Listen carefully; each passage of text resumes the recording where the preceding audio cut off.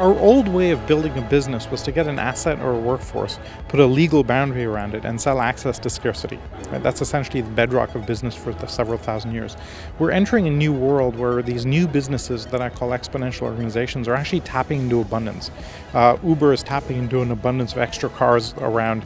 Airbnb is tapping into an abundance of extra bedrooms that are lying around. And by enabling that abundance via technology, they're creating new business models around this, which is very dramatically threatening the status quo.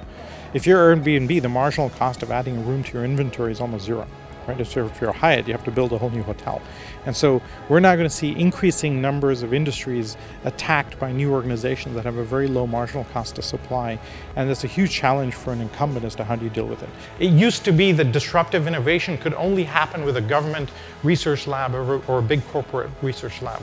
Today, we have a dozen technologies moving so fast at a cost of almost zero.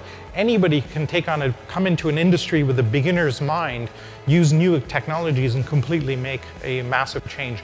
Elon Musk may be the best example of this, right? No experience in the car industry, energy industry, solar industry, or space industry, yet he's created market leaders in all of those sectors. In fact, if you look at 3D printing, 5 years ago, how many people were aware of 3D printing in the room? Can I just use show of hands? Right, very few of you. 3D printing is a 35-year-old technology. It's not new, but it's been slowly doubling in its price performance for 35 years. So when your price performance is 0.001 and you double to 0.002 and you double to 0.004 and then 0.008, it takes a long time to get to 1.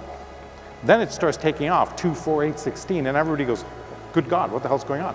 Right? But if you can spot it early, it's a huge opportunity. If you don't spot it early, it's a hugely disruptive effect on your businesses and on society. If you can spot it early, it's the biggest opportunity you could ever hope for because you can ride that pattern all the way up. Something we're doing a lot today is advising large organizations as to how to deal with it. Right? And so we're dealing with many of the Fortune 500 companies at a C-suite or board level saying, listen, wake up and smell the roses. This is a fundamental new world that we're living into. And then kind of leading them through a process to radically transform themselves. And large organizations now have quite a challenge. What do you do as an incumbent if you have new entries entering your marketplace or industry with no marginal cost of supply? How do you compete? We've identified like 10 attributes like staff on demand, community, algorithms, dashboard, the lean startup methodology. We found that if you deploy 4 out of the 10, you get the 10x performance improvement. So that's what we call an exponential organization.